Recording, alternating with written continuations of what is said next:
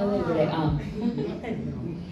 ഇതിലൊരു 100% എന്നെ റെസ്പോൺസിബിൾ ആക്കിക്കൊണ്ടിരുന്നത് ചേച്ചി തന്നെയാണ്.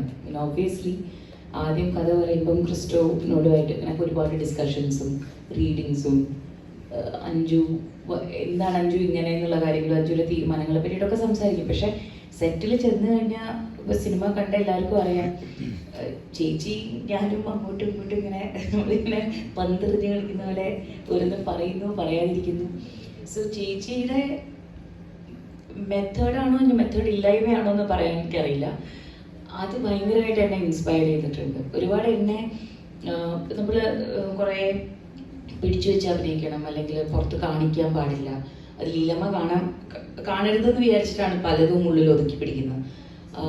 അതൊക്കെ എനിക്ക് എളുപ്പത്തിൽ വന്നത് ഞാൻ കുറച്ചൊന്ന് റിലാക്സ് ആകുമ്പോഴാണ്. അപ്പോൾ ചേച്ചി ഇല്ലാത്ത സീനിലൊക്കെ ഞാൻ നല്ലോണം ചേച്ചീനെ മിസ് ചെയ്യും.